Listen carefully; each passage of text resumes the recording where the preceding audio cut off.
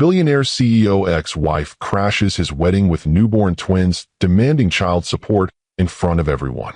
The cathedral fell into stunned silence as the massive oak doors burst open during the most anticipated wedding of the year. I object to this marriage. Every head in the lavishly decorated sanctuary turned to see a young woman in a simple dress standing in the doorway, holding 2 infant car seats. Rebecca. Daniel Morrison's voice cracked as he recognized his former employee, the woman he had spent months trying to forget. "These are your sons, Daniel." Rebecca's voice carried across the cathedral as she lifted one of the babies from his carrier. "Look at them. Look at your children." The baby in her arms had Daniel's distinctive dark hair and the same green eyes that had graced magazine covers proclaiming him one of America's most eligible bachelors. Security. Daniel's bride-to-be, Veronica Ashworth, hissed through her perfect white smile.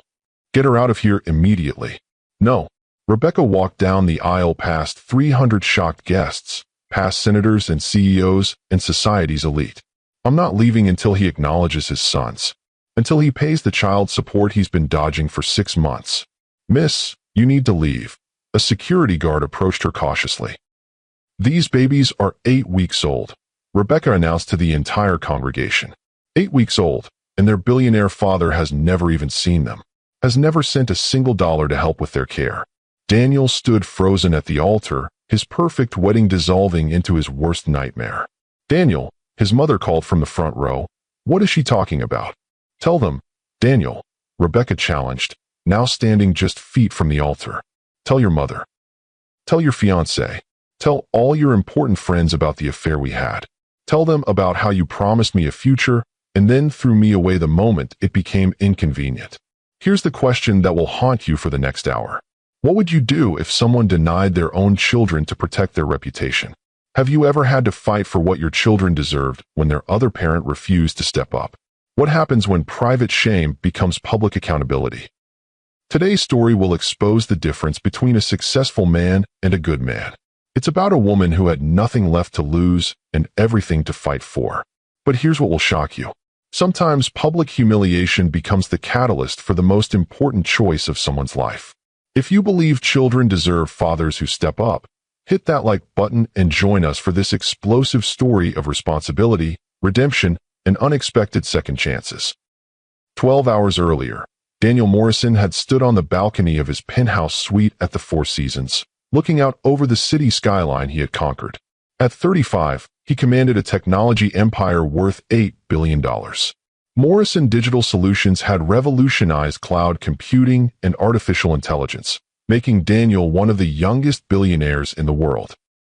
"Darling, the photographer wants to take some pre-wedding shots," Veronica Ashworth called from inside the suite. Daniel adjusted his custom Armani tuxedo and checked his appearance one final time.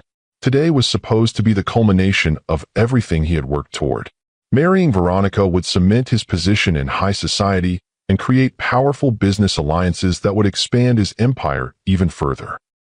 Veronica appeared beside him, stunning in her designer robe, her blonde hair already styled to perfection by a team of stylists who had been working since dawn. "How do I look?" she asked, though she clearly already knew the answer. "Perfect, as always." "Good. Because there are photographers from Vanity Fair, Town and Country, and Forbes here today. This wedding is going to be featured in every major publication." Daniel nodded, though something cold settled in his stomach. Veronica's focus on the publicity aspects of their wedding had grown increasingly prominent as the day approached. "Are you nervous?" she asked, linking her arm through his. "Should I be? Well, marriage is a big step. But Daniel, we both know this union makes sense for both our families and our business interests." The clinical way she described their marriage bothered Daniel more than he cared to admit. But Veronica was right. This wedding was as much a business merger as a romantic union. Her family's old money connections combined with his technological empire would create unprecedented opportunities. "The guests should be arriving soon," Veronica continued. "Senator Williams, the tech executives from Silicon Valley, and of course, the international investors you've been courting." "Veronica, can I ask you something?" "Of course. Do you love me?" Veronica paused in applying her lipstick. "Daniel, what a strange question to ask on our wedding day." "It's not strange. It's fundamental. Darling, We've discussed this. Love is wonderful, but it's not the foundation of successful marriages in our circle. Mutual respect, shared goals, compatible lifestyles. Those are what create lasting partnerships. What if I said I wanted more than that? Then I would say you're having pre-wedding jitters, and we should focus on getting ready for the most important day of our lives. Daniel wanted to argue, but his phone buzzed with an urgent message from his head of security. Sir, we've had multiple attempts by an unauthorized individual to access the guest list and venue information. Rebecca Torres. Should we increase security protocols? Daniel's blood ran cold. Rebecca Torres. The name he had been trying to forget for 8 months. The woman he had dismissed from his company and his life when she became inconvenient. Sir, his security chief prompted. Your instructions. Daniel deleted the message without responding. Rebecca was his past, a mistake he had put behind him. Today was about his future. At that same moment, 15 miles across the city, Rebecca Torres sat in her cramped studio apartment, staring at 2 infant car seats containing the most beautiful babies she had ever seen. Lucas and Ethan Morrison Torres, her 8-week-old twin sons, were finally sleeping after a night of feeding every 2 hours. Rebecca looked at herself in the cracked mirror beside her futon. Dark circles under her eyes from chronic sleep deprivation. Hair that hadn't been professionally styled in over a year. Clothes from discount stores because every penny went to baby formula and diapers. This wasn't how she had imagined her life would be at 28. A year ago, she had been the rising star of Morrison Digital Solutions marketing department, living in a nice apartment, building a career she loved. Then she had made the mistake of falling in love with her boss. Her phone buzzed with a text from her lawyer. Morrison's legal team filed another motion to delay the paternity case. This could drag on for months. I'm sorry, Rebecca. Rebecca stared at the message, feeling the familiar combination of rage and desperation that had become her constant companion. Daniel knew the twins were his children. The timing, the resemblance, the fact that she had been faithful to him completely during their relationship. But he was using his money and power to avoid responsibility while she struggled to keep her head above water. She had tried calling him directly, but his number had been changed. She had tried reaching out through his company, but was told Mr. Morrison didn't accept unsolicited communications. She had tried contacting his family, but was blocked by layers of assistance and security. The twins' pediatrician bills were mounting. Lucas had been born with a minor heart condition that required regular monitoring and expensive medications. Ethan had severe acid reflux that made feeding difficult and required special formula that cost 3 times as much as regular formula. Rebecca's savings were exhausted. Her credit cards were maxed out. She had sold everything of value she owned. She was facing eviction from her apartment next week. And today, the father of her children was marrying another woman in a ceremony that would cost more than most people made in a lifetime. Rebecca picked up the newspaper she had bought earlier, staring at the society page photo of Daniel and Veronica at their rehearsal dinner. They looked perfect together. Wealthy, powerful, untouchable. The article detailed the wedding plans. The ceremony will take place at St. Timothy's Cathedral, followed by a reception at the Ashworth estate. The guest list includes political leaders, Fortune 500 CEOs, and international dignitaries. Security will be extensive to ensure privacy for the high-profile attendees. Rebecca looked at her sleeping sons, then back at the newspaper. An idea began forming in her mind. A desperate, crazy idea that could destroy any chance she had of maintaining her dignity or privacy. But dignity didn't pay for baby formula. Privacy didn't cover medical bills. She picked up her phone and called her neighbor, Mrs. Chun, the elderly woman who sometimes helped watch the twins. Mrs. Chun, I need to ask a huge favor. Could you watch Lucas and Ethan for a few hours today? Of course, dear. Are you finally taking some time for yourself? Something like that. 2 hours later, Rebecca stood outside St. Timothy's Cathedral, wearing the only dress she owned that still fit properly after giving birth. She had spent $40 she couldn't afford on a taxi to get there, money that should have gone toward groceries. The cathedral was surrounded by security guards and media photographers hoping to catch glimpses of the arriving guests. Black limousines and luxury cars deposited elegantly dressed men and women who moved through the crowd like royalty. Rebecca recognized many faces from business magazines and society pages. These were Daniel's people now. The wealthy, powerful elite who saw people like her as invisible. She watched Daniel's mother arrive, a distinguished woman in her 60s wearing diamonds that probably cost more than Rebecca's annual salary. She had tried to contact Mrs. Morrison months ago, hoping that as a grandmother she might care about her grandchildren's welfare. But like her son, she had been unreachable. "Miss, you need to move along." A security guard approached Rebecca. "This is a private event. I have business with the groom. Are you on the guest list?" "No, but..." "Then you need to leave." Rebecca stepped back, but didn't leave. She watched as more guests arrived, as photographers captured every moment of the glamorous wedding preparations. This was Daniel's world now. A world where image mattered more than truth, where money could buy silence and compliance. But money couldn't change the fact that Lucas and Ethan were his children. Money couldn't erase the promises he had made to her when she was pregnant and afraid. Money couldn't excuse his abandonment of his own sons. Rebecca made her decision. She took another taxi back to her apartment, emptied her bank account to pay for it, and collected her babies. "Mrs. Chun, thank you so much for watching them." "Rebecca, you look upset. Is everything all right?" "Everything's going to be all right.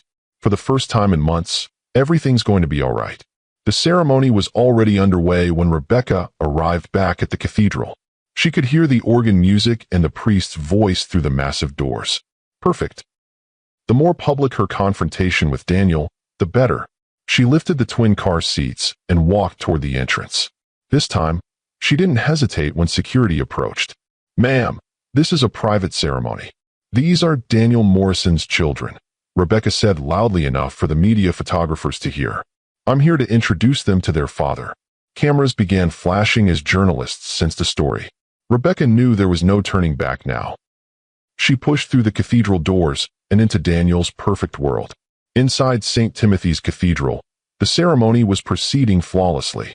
Daniel stood at the altar beside Veronica, both of them looking like they had stepped out of a fairy tale. 300 guests filled the ornate pews, representing billions of dollars in combined wealth and influence. "Dearly beloved," Father McKenna intoned, "we are gathered here today to witness the union of Daniel Alexander Morrison and Veronica Catherine Ashworth in holy matrimony." Daniel tried to focus on the priest's words, but his mind kept wandering. This should have been the happiest moment of his life. He was marrying a beautiful woman, cementing business alliances that would expand his empire, solidifying his position among society's elite. So why did he feel so empty? "Marriage is not to be entered into lightly," Father McKenna continued, "but thoughtfully and reverently, with a clear understanding of its sacred nature." Sacred nature. Daniel wondered if anything about this wedding could be considered sacred. It was a transaction, a merger, a carefully orchestrated business deal disguised as a religious ceremony. If any person can show just cause why this couple may not be joined together, let them speak now or forever hold their peace. The traditional words hung in the air. Daniel had always thought this part of the ceremony was purely ceremonial. No one ever actually objected at weddings. That's when the cathedral doors burst open. "I object to this marriage." The voice cut through the sacred silence like a blade. Daniel's heart stopped as he recognized the speaker before he even turned around. Rebecca. She stood in the doorway like an avenging angel, holding 2 infant car seats, her simple dress and exhausted appearance a stark contrast to the designer gowns and tuxedos surrounding her. "Rebecca." Daniel's voice came out as barely a whisper. "These are your sons, Daniel." Rebecca began walking down the aisle, past shocked guests who were whispering and pointing. "Look at them. Look at your children." Daniel felt the cathedral spinning around him. This wasn't happening. This couldn't be happening. Security. Veronica's voice was ice-cold fury. "Remove this person immediately." "No." Rebecca's voice gained strength as she approached the altar. "I'm not leaving until he acknowledges his sons." She was close enough now that Daniel could see the babies in the carriers. 2 tiny faces, peaceful in sleep, completely unaware of the chaos surrounding them. And they looked exactly like he had as an infant. "Daniel," his mother's voice called from the front row, "what is this woman talking about?" "Tell them." "Daniel," Rebecca challenged, now standing just feet from the altar. "Tell your mother about the affair we had. Tell your fiancé about the promises you made me. Tell all your important friends about how you abandoned your own children." The cathedral erupted in whispers and gasps. Camera phones appeared as guests began documenting the unfolding drama. "Ma'am, you need to leave now." The head of security approached Rebecca, but she stood her ground. "These babies are 8 weeks old," Rebecca announced to the entire congregation. 8 weeks old, and their billionaire father has never even seen them, has never sent a single dollar to help with their care. Daniel finally found his voice. "Rebecca, this isn't the place." "When is the place, Daniel? I've been trying to reach you for months. Your lawyers keep filing motions to delay the paternity case. You've ignored every attempt I've made to contact you. You're making a scene. I'm making sure your children don't starve while you play dress up with your society friends." Veronica stepped forward, her perfect composure cracking slightly. "Daniel, who is this woman?" "She's no one," Daniel said automatically. "A former employee with some kind of delusion." Rebecca's eyes flashed with rage. "Delusion? Is that what you call the 6 months we were together? Is that what you call the promises you made when I told you I was pregnant? You're lying." "Am I?" Rebecca pulled out her phone and began scrolling.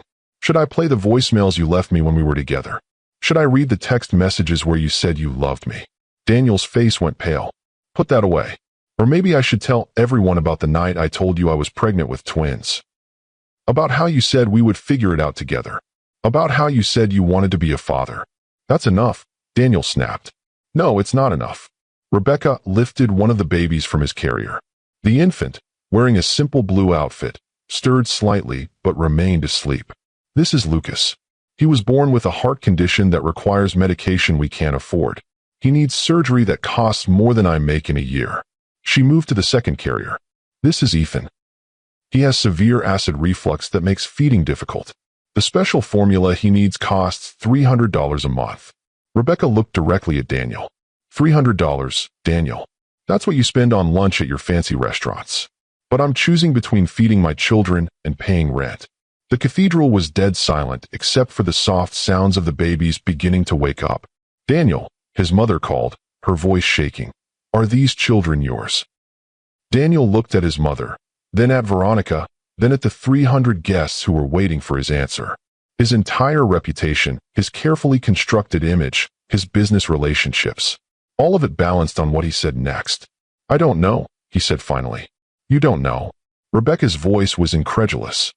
"You don't know if the children born 9 months after our affair ended are yours. There could have been other men. There weren't other men, and you know it. I was faithful to you completely. You were my first serious relationship. That's what you say." Rebecca stared at him for a long moment, and Daniel saw something break in her eyes. Not anger anymore, but profound disappointment. "Lucas, Ethan," she said softly to the babies, "this is your father. The man who would rather lie in front of 300 people than admit you exist." Lucas had woken up and was looking around with wide green eyes. Exactly Daniel's eyes.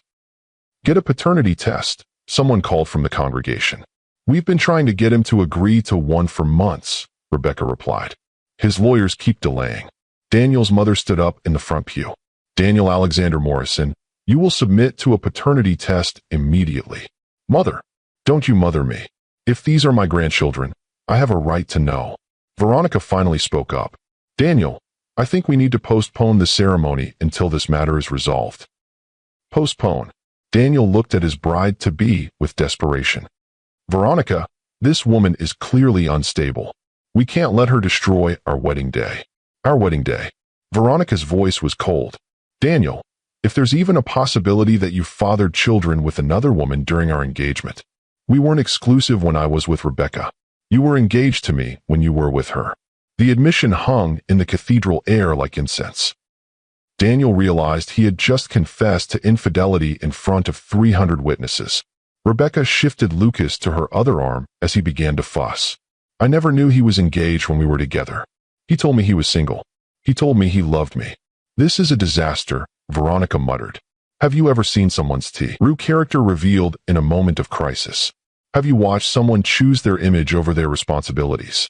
Share your thoughts on what real accountability looks like in the comments below."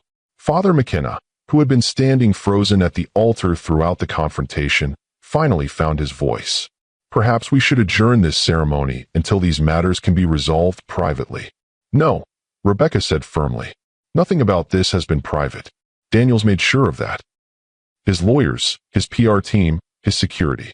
They've all been working to keep this quiet while my children suffer. She looked around the cathedral at the assembled guests. You all know Daniel as a successful businessman, a tech genius, a philanthropist who donates millions to charity. Rebecca paused, bouncing Lucas gently as he continued to fuss. But he won't spend $300 a month to feed his own children. The silence in the cathedral was deafening. Daniel realized that every phone in the building was pointed at him. This wasn't just a private family drama anymore. This was being recorded, documented, shared with the world in real time. His reputation, his carefully crafted image as a successful and moral businessman, was crumbling before his eyes. But as he looked at Rebecca, exhausted and desperate, holding babies who were undeniably his children, Daniel felt something he hadn't experienced in years. Shame. Pure, overwhelming shame at the man he had become. The story of Daniel Morrison and Rebecca Torres had begun 18 months earlier in the gleaming offices of Morrison Digital Solutions. Rebecca had been hired as a marketing coordinator, fresh from business school, with innovative ideas about social media integration and digital storytelling. Daniel had noticed her immediately during her job interview. She was beautiful, yes, but it was her intelligence and passion that caught his attention. While other candidates spoke about campaigns they had studied, Rebecca spoke about campaigns she wanted to create. Miss Torres, Daniel had said during her interview, what makes you think you can succeed in a competitive field like digital marketing? Because I understand that marketing isn't about selling products, Mr. Morrison. It's about telling stories that connect with people's deepest needs and desires. And what story would you tell about Morrison Digital Solutions? Rebecca had leaned forward, her eyes lighting up with enthusiasm. I would tell the story of a company that doesn't just create technology, but creates possibilities. That doesn't just serve clients, but empowers them to change the world. Daniel had hired her on the spot. For the first 6 months, their relationship was strictly professional. Rebecca threw herself into her work with the same passion she had shown in her interview. She developed marketing campaigns that increased client engagement by 40% and helped land several major contracts. Daniel found excuses to check on her projects personally. He told himself it was because she was a valuable employee who needed mentoring. In reality, he was drawn to her energy, her optimism, her genuine excitement about their work. Mr. Morrison, Rebecca said one evening as they worked late on a presentation, can I ask you something personal? Go ahead. Why did you start this company? I mean, what was the story you were trying to tell? Daniel paused in his typing. Most people asked about his business strategy or his profit margins. No one ever asked about his story. I grew up poor, he said finally. Really poor. Food stamps, eviction notices, my mother working 3 jobs to keep us afloat. I'm sorry. Don't be. It taught me that success isn't guaranteed. That if you want something, you have to fight for it. But why technology? Because technology is the great equalizer. A kid from the projects can create an app that changes the world. Poverty doesn't have to be permanent if you have the right tools. Rebecca looked at him with something like admiration. That's a beautiful story, Mr. Morrison. Daniel. Call me Daniel. Their relationship shifted that night. Daniel began staying late more often, finding excuses to work with Rebecca on projects. She was brilliant, funny, and completely unpretentious despite working for one of the most successful tech companies in the world. You know, Rebecca said one evening as they shared Chinese takeout in his office, you're not what I expected when I took this job. What did you expect? A typical tech bro, arrogant, self-absorbed, more interested in profit margins than people. And instead I found someone who actually cares about the work we do. Someone who remembers where he came from. Daniel felt something stir in his chest that he hadn't experienced in years. It took him a moment to recognize it as happiness, not satisfaction from closing a deal or pride from a positive review in Forbes. Just simple, genuine happiness from being seen and understood by another person. Rebecca, would you like to have dinner sometime? Not takeout in the office. Actual dinner. She smiled, and Daniel felt his heart skip. I thought you'd never ask. Their first real date was at a small Italian restaurant far from the trendy spots where Daniel usually took business associates. Rebecca wore a simple black dress that probably cost less than the wine Daniel usually ordered, but she had never looked more beautiful to him. "Tell me about your family," Daniel said over dinner. "My parents own a small bakery in Queens. They immigrated from El Salvador when I was 5, worked incredibly hard to build something from nothing." "Do they know about your job?" "They know I work for a successful company. They don't really understand what I do, but they're proud that I'm using my education." "And what do they think of you dating your boss?" Rebecca paused, her fork halfway to her mouth. "They don't know about that yet." "Are you embarrassed?" "I'm careful. There's a difference." Daniel understood. He was a billionaire CEO, she was a marketing coordinator. The power dynamic made their relationship complicated, potentially problematic. But as the weeks turned into months, those complications seemed less important than the connection they shared. Rebecca brought out a side of Daniel he had forgotten existed. With her, he could talk about books and movies and dreams instead of market share and quarterly projections. "I love watching you work," Rebecca told him one evening as they walked through Central Park. "You light up when you're solving complex problems. I love watching you present ideas to clients. You believe in what we're doing so completely that you make everyone else believe it too. Is that what I do for you? Make you believe. You make me remember why I started the company in the first place."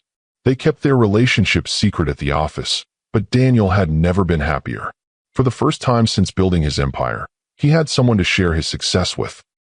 Someone who saw past his wealth to the person underneath. "Daniel," Rebecca said one night as they lay in bed in his penthouse apartment, "where do you see this relationship going?" "What do you mean?" "I mean, we've been together for 4 months. We're serious about each other, but we're still hiding. I can't keep pretending you're just my boss." Daniel pulled her closer. "What are you suggesting?"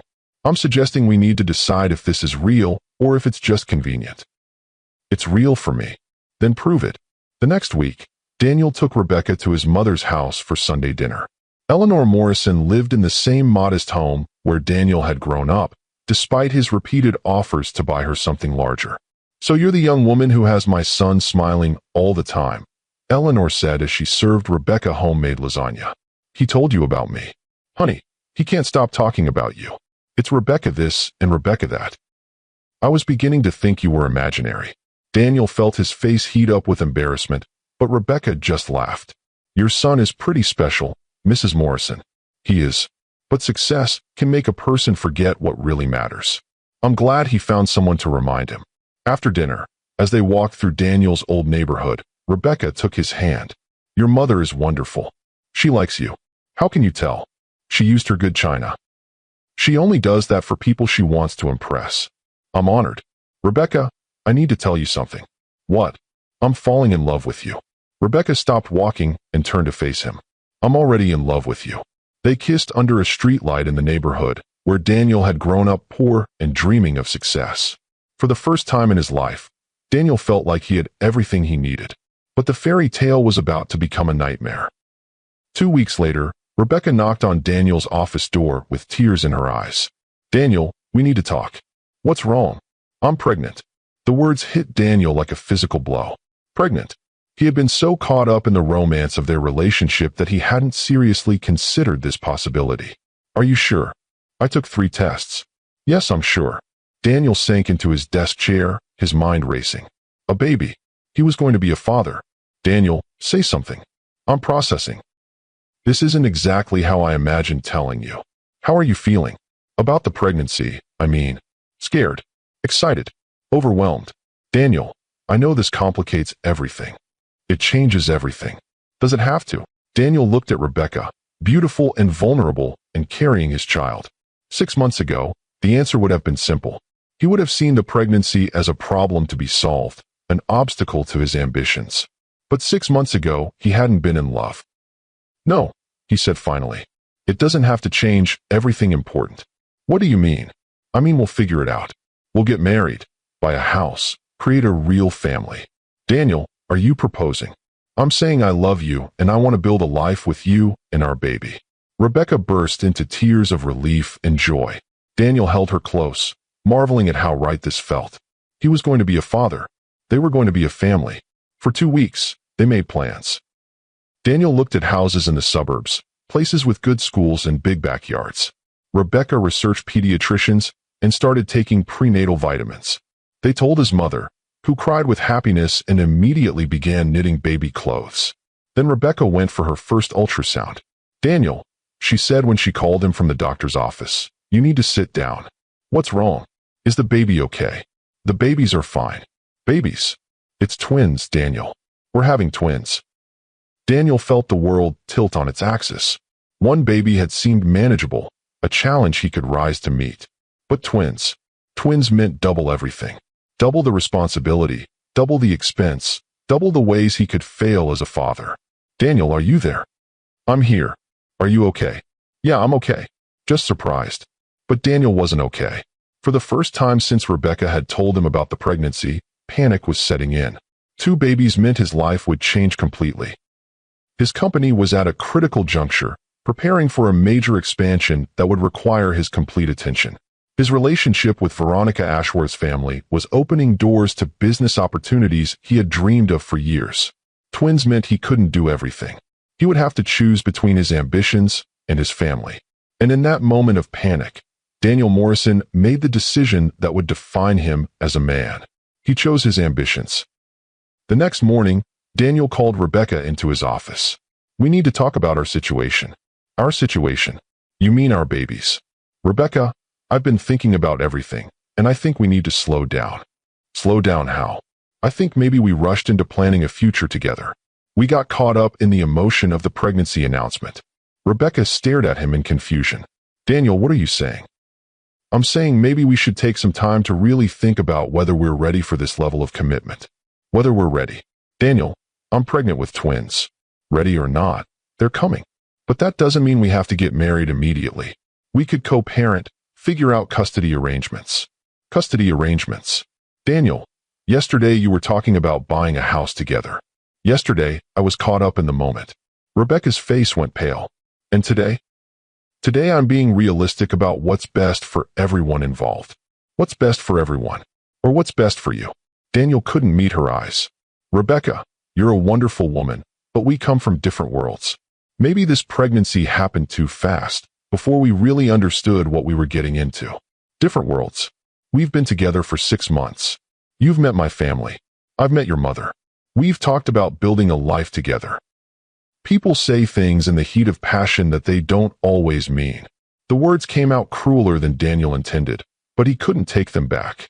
Rebecca stared at him for a long moment. "Heat of passion? Is that what you think this relationship has been?" "I think we got caught up in an office romance that grew beyond what either of us intended." "I see. Rebecca, I care about you. I'll take financial responsibility for the children. But I don't think marriage is the right choice for either of us." "Financial responsibility? Yes. Child support, medical expenses, college funds. I'll make sure you and the babies are provided for." "How generous of you." "I'm trying to be practical." Rebecca stood up slowly. "Daniel, when I told you I was pregnant, you said we would figure it out together.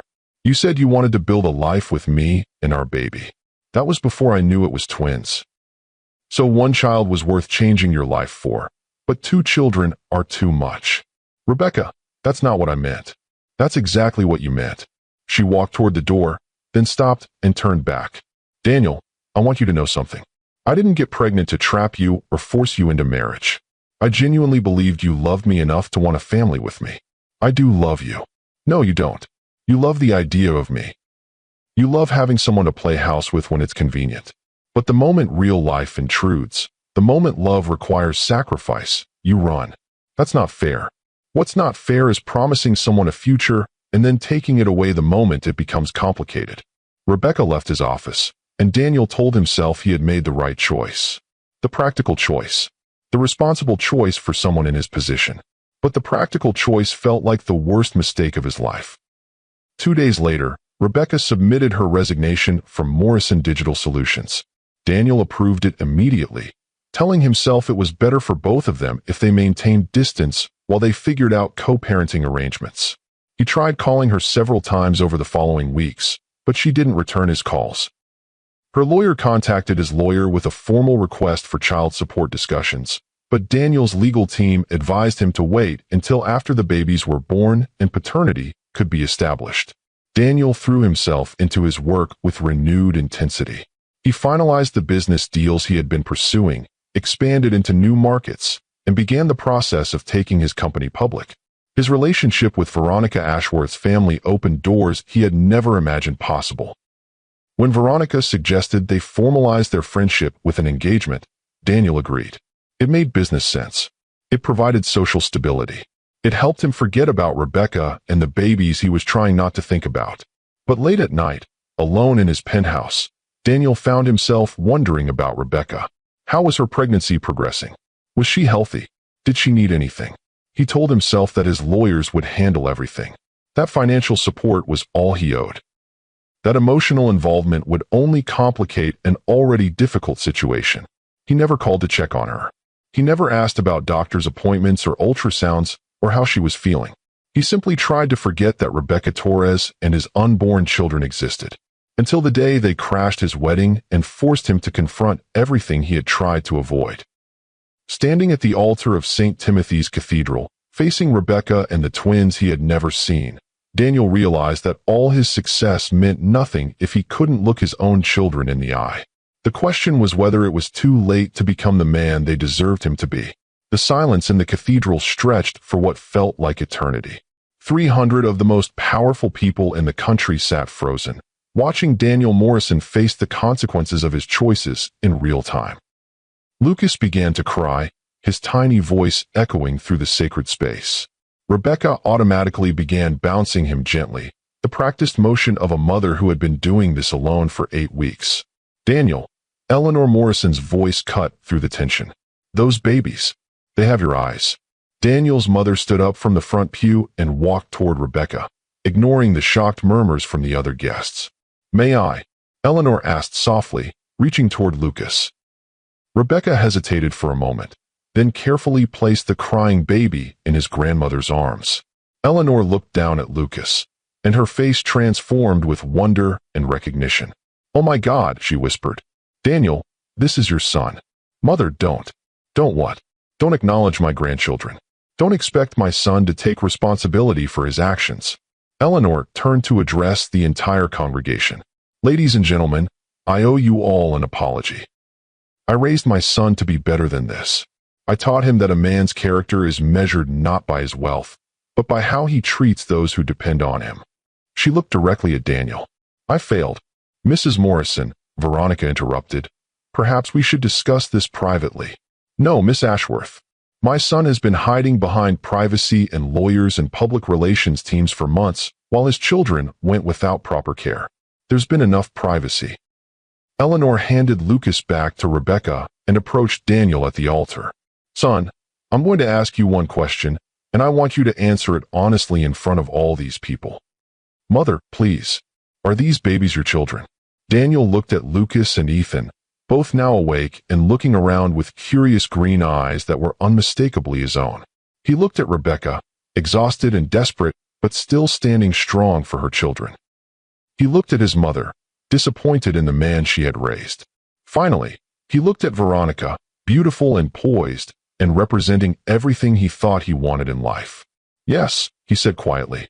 I'm sorry, what was that? Rebecca asked. Yes, Daniel said louder. They're my children.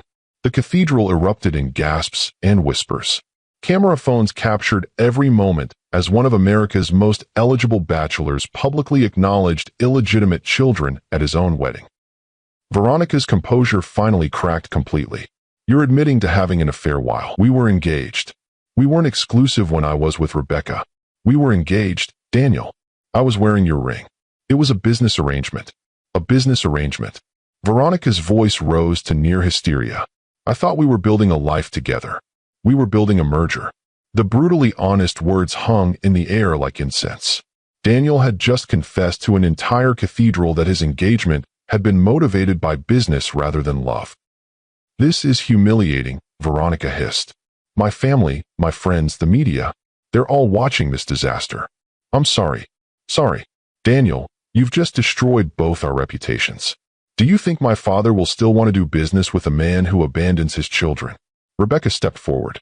Miss Ashworth, I'm truly sorry your wedding day has been ruined. But my children needed their father to acknowledge them. Your children are not my concern. They're his concern, Rebecca replied firmly. And that makes them your concern if you marry him. Veronica stared at Rebecca for a moment, then turned back to Daniel. I can't marry a man who would do this, who would lie and hide and abandon his own children. This wedding is over. She pulled the enormous diamond engagement ring from her finger and threw it at Daniel's feet. Goodbye, Daniel. I hope your children and your guilty conscience are worth everything you've just lost. Veronica stormed down the aisle and out of the cathedral, followed by her family and several other guests who seemed eager to distance themselves from the scandal. Father McKenna, who had been standing silent throughout the confrontation, finally spoke. I believe this ceremony is concluded. Perhaps everyone should go home and allow this family to sort out their private matters. But as guests began filing out of the cathedral, Rebecca wasn't finished. Daniel, acknowledging that they're your children is the first step, but it's not enough. What do you want from me?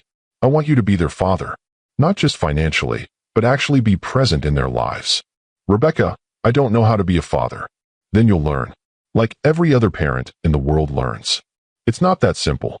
It's exactly that simple. You show up. You put their needs before your own. You love them unconditionally. Daniel looked around the nearly empty cathedral. Most of the guests had fled, but those who remained were documenting every word of this conversation. Can we please continue this somewhere private? Privacy is what got us into this mess. Privacy let you pretend they didn't exist. Rebecca, please. Let's go somewhere we can talk without cameras. Rebecca looked at the few remaining photographers and guests, then at her tired babies. Fine, but we're not done talking about this. Eleanor approached them. Why don't you all come to my house? We have a lot to discuss. As they prepared to leave the cathedral, Daniel's phone began buzzing incessantly.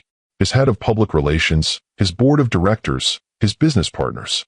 Everyone wanted to know what was happening and how to contain the damage. But for the first time in his adult life, Daniel ignored the calls. The ride to Eleanor's house was tense and silent. Rebecca sat in the back seat of Daniel's town car, holding both babies while Daniel sat rigidly in the front passenger seat. Eleanor had taken her own car, saying she needed time to process what had just happened. The babies need to be fed soon, Rebecca said quietly. Do you have what you need? I have formula in the diaper bag. Formula? Aren't you breastfeeding? Rebecca gave him a look of exhausted incredulity. Daniel, I've been working 2 jobs to pay rent while taking care of newborn twins. My milk supply dried up from stress and malnutrition weeks ago. The simple statement hit Daniel like a physical blow. While he had been planning an extravagant wedding and honeymoon, the mother of his children had been struggling to feed them. 2 jobs. Night shifts at a call center and weekend shifts at a retail store. The only jobs I could find that would let me bring the baby sometimes. Jesus, Rebecca. Don't you dare feel sorry for yourself. I've been doing what needed to be done to take care of our children while you played make-believe with your society fiancé. Daniel's phone buzzed again. This time it was his board chairman. I should take this. No, Rebecca said firmly. For once in your life, your children come first. Daniel stared at his phone as it continued to ring, then powered it off completely. At Eleanor's house, the gravity of the situation became even more apparent. Rebecca struggled to manage both babies while trying to prepare their bottles, clearly exhausted beyond her limits. Here, let me help, Eleanor said, taking Ethan while Rebecca fed Lucas. Thank you, Mrs. Morrison. Call me Eleanor, dear. And I need to apologize to you. For what? For not knowing about my grandchildren. For not being there when you needed support. Daniel made sure I couldn't reach you. Eleanor turned to her son with fire in her eyes. You blocked her from contacting me. I told my security team to screen my calls and visitors. These are your children, Daniel. Your children. I know that now. You knew it then, too. You just chose to ignore it. As Rebecca fed the babies, she began telling Eleanor about the past 8 months. The difficult pregnancy while working full-time. The premature birth and Lucas's heart condition. The mounting medical bills and the struggle to afford basic necessities. Lucas needs surgery, Rebecca explained. His heart condition isn't life-threatening, but it needs to be corrected before he's a year old. What kind of surgery? Daniel asked. It's called an atrial septal defect repair. There's a small hole in his heart that needs to be closed. How much does it cost? $40,000. Plus the ongoing cardiac monitoring and medications. Daniel felt sick. $40,000 was what he spent on wine at business dinners. It was a rounding error in his budget, but it represented Lucas's health and future. And you've been trying to save for this surgery while working 2 jobs. I've been trying to keep us from being homeless while hoping his condition doesn't get worse before I can afford treatment." Eleanor stood up abruptly. "Daniel, I want to speak with you privately." They went into the kitchen, where Eleanor let her fury show. "How could you do this? How could you let your children live in poverty while you planned a $1 million wedding? I thought my lawyers were handling everything. Your lawyers were stalling everything. That poor girl has been trying to get help for months while you played games. I wasn't ready to be a father." "Ready? Daniel, they're here. They exist. Ready or not, you are a father. I don't know how to do this." "Then you learn. You figure it out. You do whatever it takes to take care of your children." Eleanor grabbed her son by the shoulders. "I raised you better than this. I raised you to understand that success without integrity is worthless. I raised you to take care of the people who depend on you. I was protecting my business interests. Your business interests. Daniel, what good is building an empire if you have no family to leave it to? I was going to start a family with Veronica. You were going to start a performance with Veronica. Those babies in there are your real family." Daniel slumped against the kitchen counter. "I've made such a mess of everything." "Yes, you have. But messes can be cleaned up if you're willing to do the work." "How?" "You start by taking responsibility. You pay for Lucas's surgery immediately. You set up proper support for Rebecca and the babies. You find them a decent place to live. And then you learn how to be a father."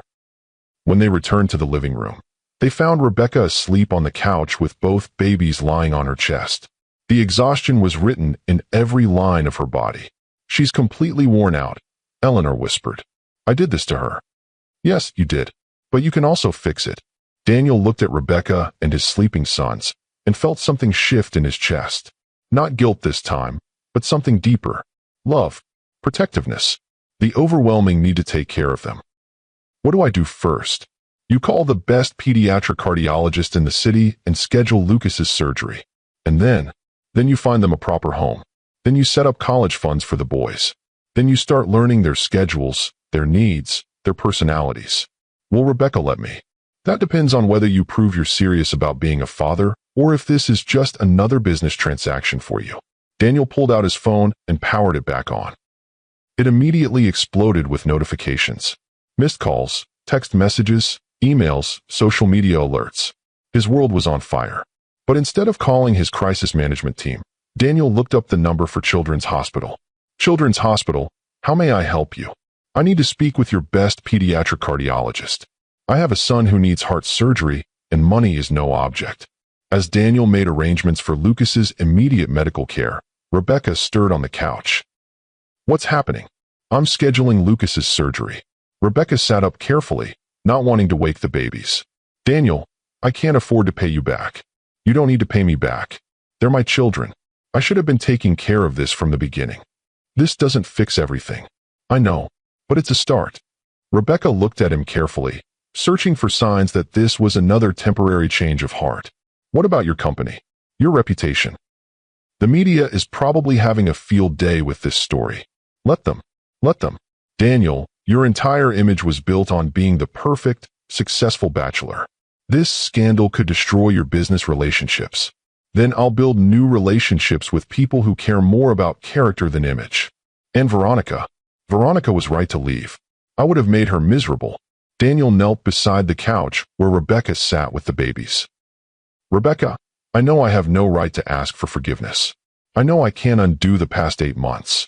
But I want to be present going forward." "Present how?" "I want to be involved in their daily care. I want to learn their schedules, their preferences, their personalities. I want to be a real father, not just a check writer." That's a big change from the man who didn't want the responsibility of twins. "I was a coward. I was so focused on protecting my existing life that I couldn't see how much better my life could be with them in it." Lucas stirred in Rebecca's arms, opening his green eyes and looking directly at Daniel. For a moment, father and son simply stared at each other. "Hi, Lucas," Daniel whispered. "I'm your daddy. I'm sorry it took me so long to meet you." As if he understood, Lucas made a small sound and reached out with tiny fingers. Daniel hesitantly extended his index finger, and Lucas grasped it with surprising strength. He's so small. Premature babies often are. But he's strong. They both are.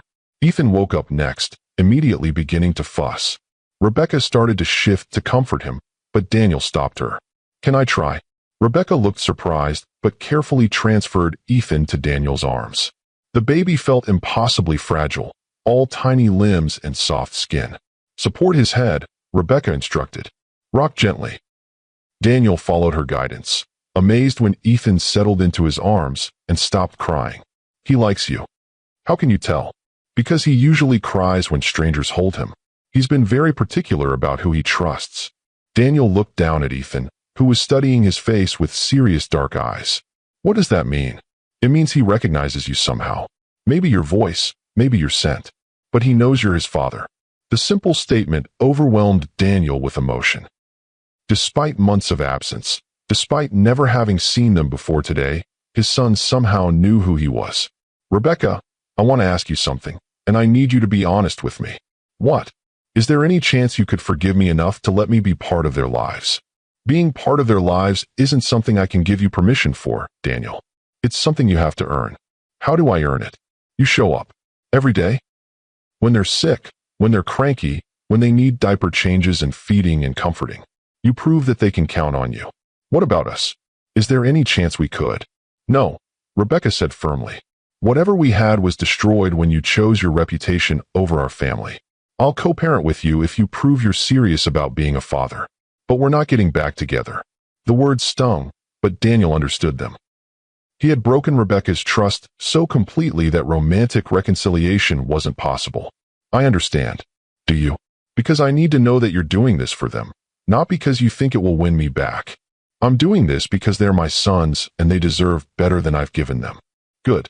Because they're going to need you to be consistent and reliable, not just when it's convenient." Daniel spent the next 2 hours learning the basics of infant care. How to change diapers, how to prepare bottles, how to burp the babies after feeding. Eleanor watched with amusement as her successful CEO's son struggled with the simple mechanics of fatherhood.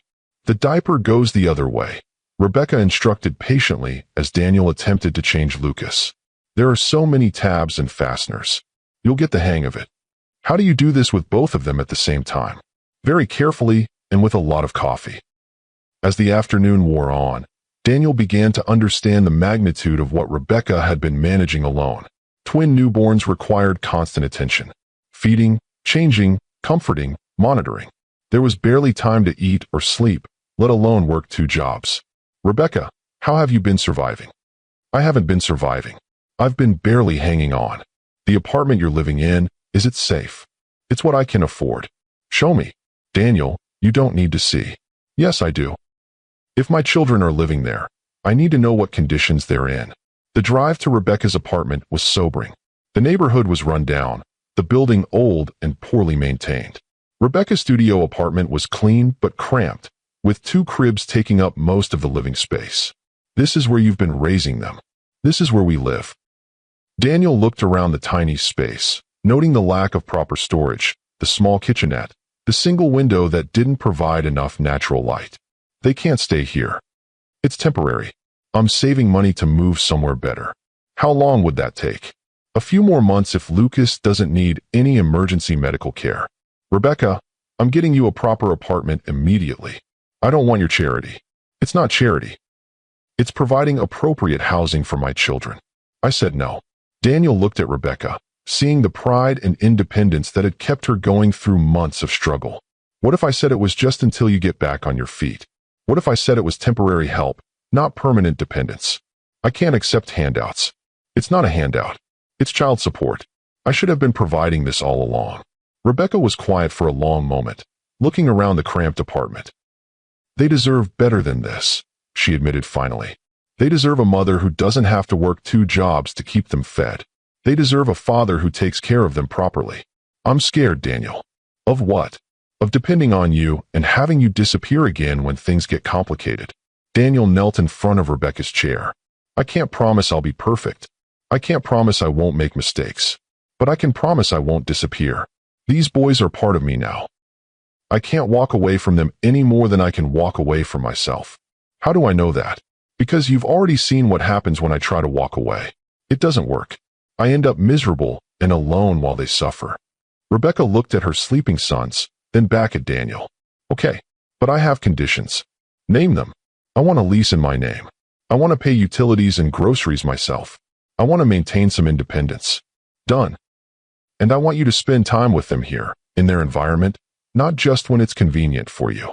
How much time? Every day. Every day. Every day?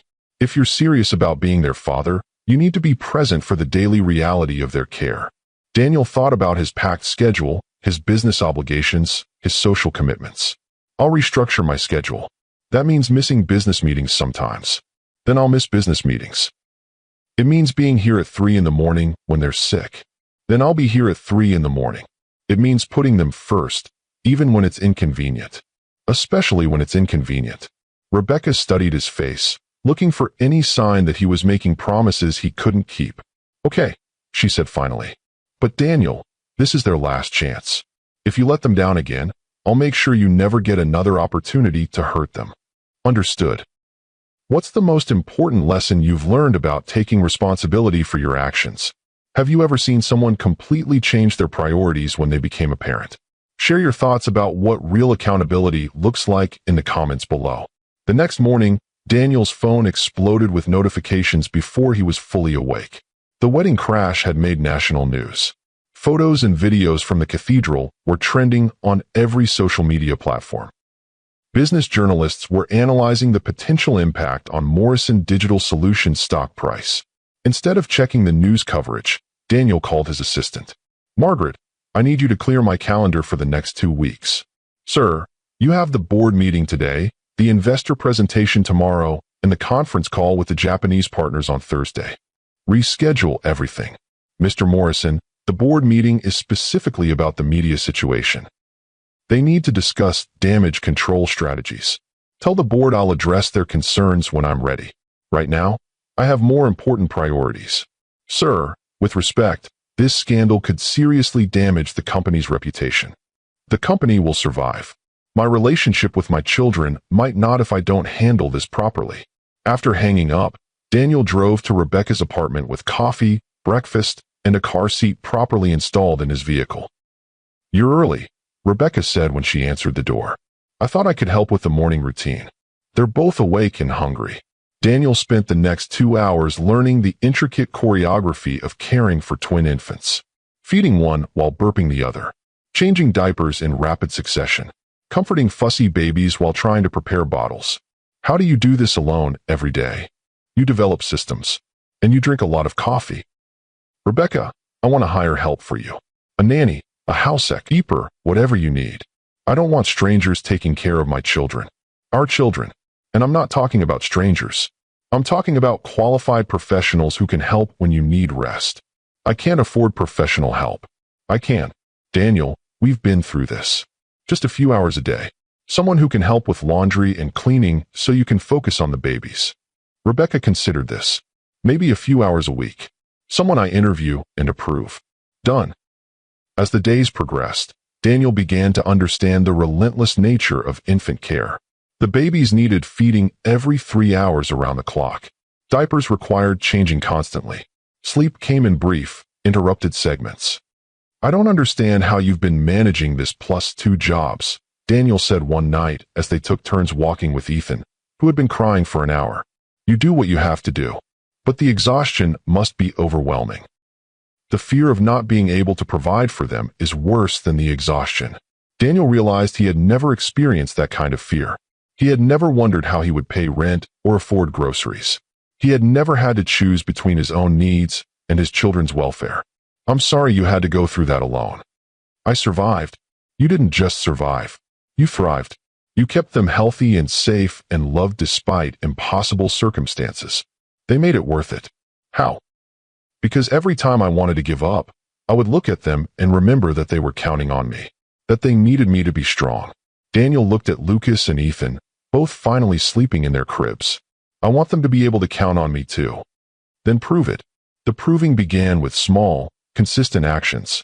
Daniel arrived every morning to help with breakfast and the morning routine. He learned to read their different cries, to understand their individual personalities. Lucas was more social, readily smiling at anyone who paid attention to him. Ethan was more serious, studying faces carefully before deciding whether to trust someone. "Ethan reminds me of you," Rebecca observed one afternoon as Daniel held the contemplative baby. "How so?" "He watches everything." Lucas laughed easily and loved being bounced and played with. Ethan preferred quiet cuddles and gentle rocking. Both boys had inherited Daniel's dark hair and green eyes, but their temperaments were distinctly their own. They're individuals already. Daniel marveled one evening as he fed Lucas, while Rebecca fed Ethan. They've been individuals since birth. Lucas came out looking around at everything, curious about the world. Ethan came out serious and calm, like he was already thinking about important matters. "What was the birth like?" Rebecca was quiet for a moment. "Scary. They came 6 weeks early. I was alone in the hospital, not knowing if they would be okay, if I would be okay. You should have called me. I tried. Your assistant said you were in meetings and couldn't be disturbed." Daniel felt the familiar stab of guilt. While Rebecca was fighting for their children's lives, he had been in business meetings that seemed so important at the time. "He's burning up and he won't eat. I'll be right there." Daniel arrived at Rebecca's apartment to find her pacing with a listless Lucas, while Ethan cried in his crib. "How high is his fever?" 102. "I don't know if I should take him to the emergency room or wait until morning to call the pediatrician. We're taking him to the hospital now." "What about Ethan?" "We'll bring Ethan with us." The drive to Children's Hospital was terrifying. Lucas was clearly sick, his tiny body hot and limp in his car seat. Rebecca sat beside him, monitoring his breathing while Daniel broke speed limits getting to the emergency room. "My son has a fever, and he's not responding normally," Daniel told the triage nurse. "How old?" 10 weeks. "He has a heart condition." The mention of a heart condition got immediate attention. Within minutes, Lucas was being examined by a pediatric emergency physician while Rebecca answered questions about his symptoms. "It appears to be a viral infection," the doctor concluded after running tests. "His heart function looks stable, but we want to keep him overnight for observation since he's so young." "Whatever he needs," Daniel said immediately. The overnight stay in the pediatric ward was Daniel's introduction to the constant anxiety of parenthood. Every sound Lucas made seemed significant. Every reading on the monitors caused concern. "How do parents handle this constant worry?" Daniel asked Rebecca as they took turns holding Lucas. "You learn to trust that you're doing your best and hope it's enough. What if it's not enough? Then you do more. You fight harder. You never give up." Watching Rebecca care for Lucas during his illness, Daniel saw a strength and devotion that humbled him. She hadn't slept in 36 hours, but she remained focused entirely on their son's needs. "Rebecca, you should go home and rest. I can stay with him. I'm not leaving him. You're exhausted. I'm fine. You're not fine. You're running on adrenaline and caffeine. I'm his mother, and I'm his father. Let me take care of him so you can take care of yourself." Rebecca looked at Daniel, saw the genuine concern and competence in his eyes, and finally allowed herself to rest. "If anything changes, wake me immediately." "I will." Spending the night alone with Lucas while he recovered, Daniel felt the full weight of parental responsibility. This tiny person depended on him completely. Every decision Daniel made affected Lucas's well-being and future. When Lucas woke up the next morning with a normal temperature and his usual appetite, Daniel felt a relief so profound it brought tears to his eyes. "He's better," he told Rebecca when she woke up. "Thank God." "Rebecca, I need to tell you something." "What?" "Last night, sitting here with him, I finally understood what you meant about doing whatever it takes. I would have given everything I own to make him better. Welcome to parenthood. How do you handle the fear? You learn to live with it. The love is so much stronger than the fear that you find ways to cope." Lucas's recovery marked a turning point in Daniel's relationship with his sons. He stopped seeing them as obligations and started seeing them as individuals he was getting to know and love. "I think Lucas is going to be athletic," Daniel observed one afternoon as he watched his son kick vigorously during a diaper change. "And Ethan is going to be the intellectual," Rebecca added, noting how Ethan studied the mobile above his crib with intense concentration. "They're going to be amazing. They already are amazing." Daniel's business, meanwhile, was facing the consequences of his public scandal. Stock prices had dropped 15%. Several major clients had canceled contracts. Board members were calling for his resignation. "Sir," his assistant informed him during one of his brief office visits, "the The board has scheduled an emergency meeting for tomorrow morning. I'll be there. The boardroom was tense when Daniel arrived. 12 senior executives and investors sat around the polished conference table, their faces grim. Daniel, board chairman Robert Hayes began. We need to discuss the impact of recent events on the company's reputation and market position. I'm listening. The wedding incident has created a public relations nightmare. Our stock price has dropped significantly. Several major clients are reconsidering their contracts. I understand. We've hired a crisis management firm to help repair the damage, but their recommendation is that you step down as CEO temporarily while we rebuild public confidence. Daniel looked around the table at men and women he had worked with for years. And if I refuse, then the board will vote to remove you. I see. Daniel, this isn't personal, but the company's reputation is at stake. Daniel stood up and walked to the window overlooking the city. Gentlemen, ladies, when I started this company, I believed that success was measured by market share and profit margins. I built this business by prioritizing growth over everything else. He turned back to face the board. I was wrong. Daniel, Hayes interrupted. This isn't the time for philosophical discussions. This is exactly the time. You want me to step down because acknowledging my children has hurt our stock price. That's an oversimplification, is it? You're asking me to choose between my company and my family. We're asking you to consider what's best for all stakeholders. I am considering what's best. And what's best is having a CEO who understands that integrity matters more than image. Daniel moved back to his seat at the head of the table. I'm not stepping down. If you want to remove me, you'll have to vote me out. But I won't abandon my company any more than I'll abandon my children. Daniel, be reasonable. I am being reasonable. I'm building a company that my sons can be proud of. One that stands for something more than profit. The board voted 8-4 to remove Daniel as CEO. As he cleaned out his office that afternoon, Daniel felt a strange sense of relief. Mr. Morrison, his assistant Margaret said as he packed his personal items, I'm sorry about how this ended. I'm not. This company will survive without me. My children might not have survived without me stepping up. What will you do now? I'm going to be a father. Everything else is secondary. The media coverage of Daniel's removal from his own company was intense, but mixed.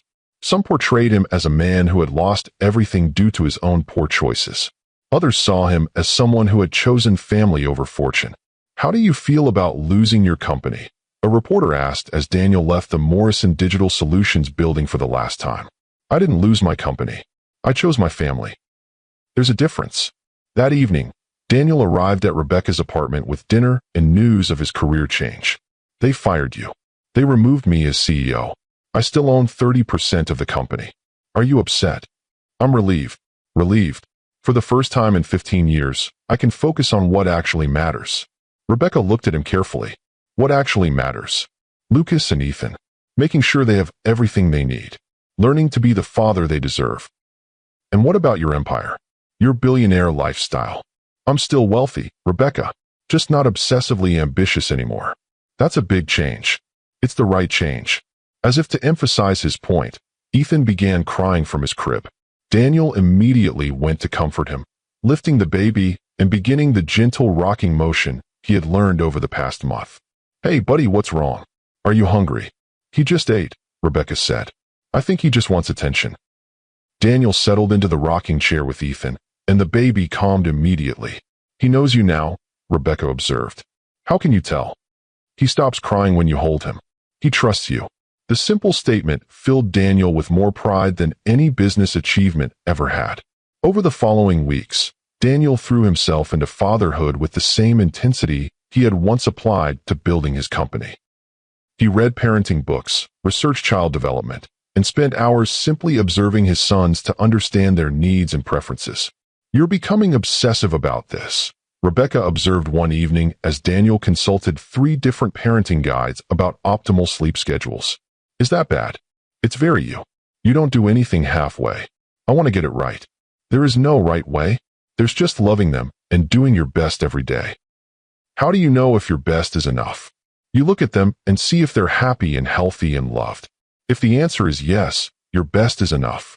Daniel looked at Lucas and Ethan, both content in their bouncy seats, babbling and reaching for colorful toys. They seem happy. They are happy. They have two parents who love them completely. Do you think they'll remember this time when they're older?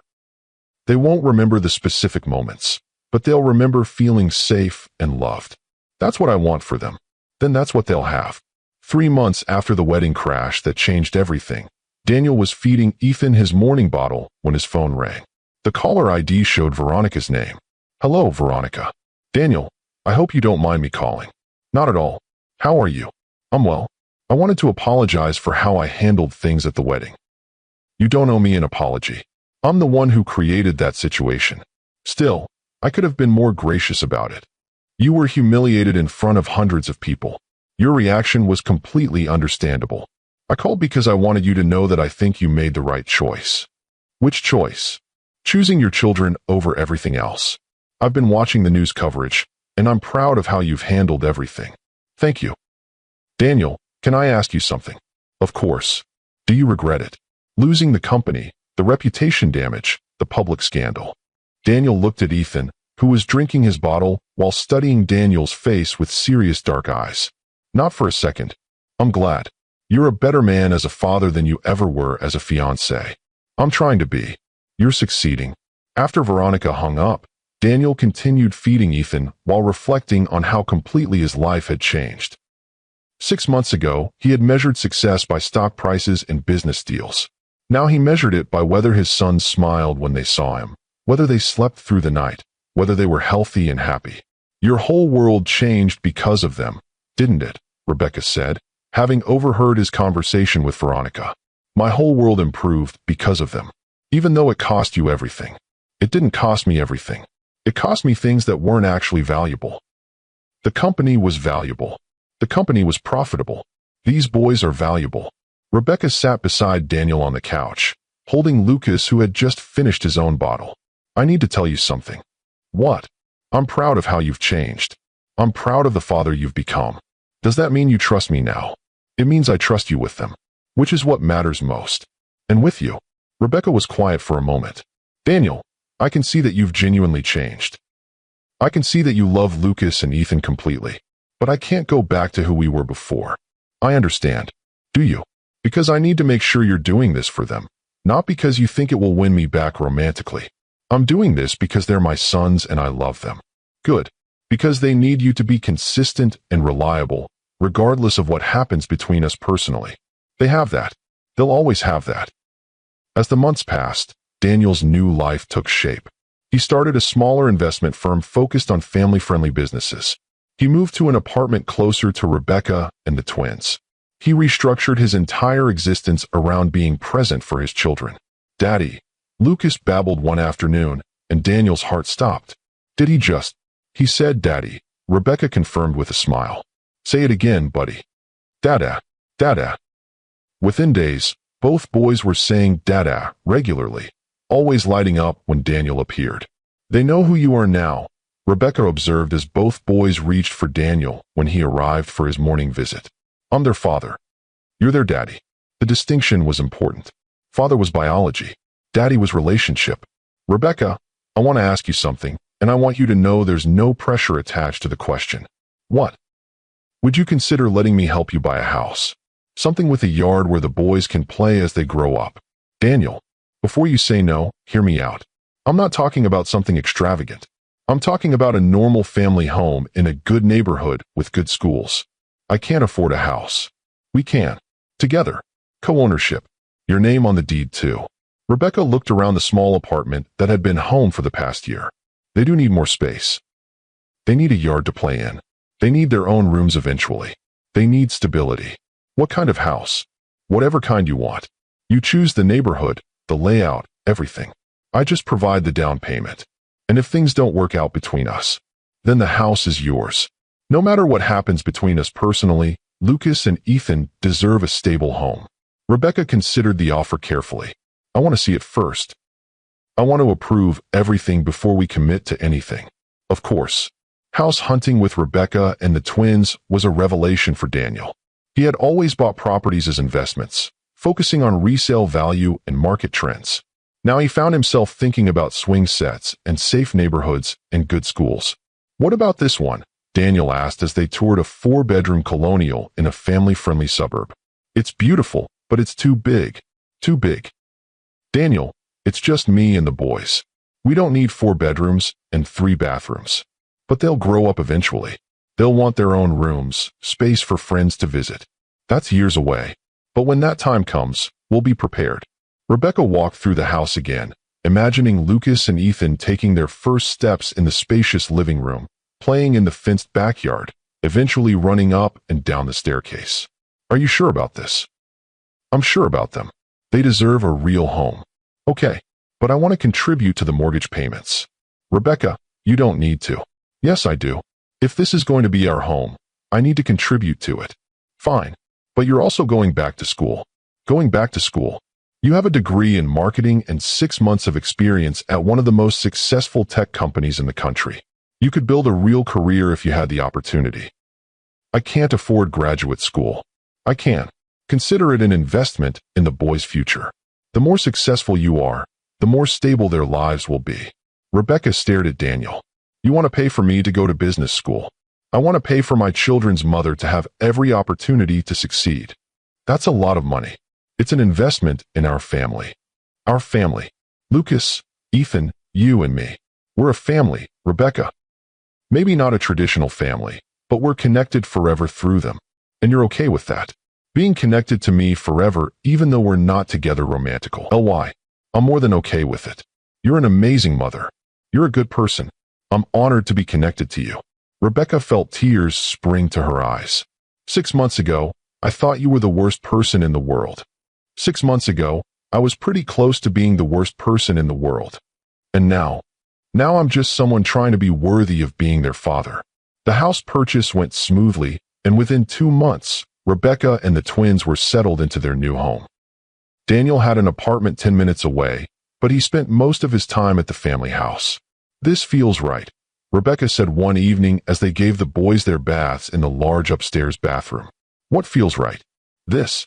The house, the routine, watching them grow up in a stable environment. I'm glad. Daniel, I need to tell you something. What?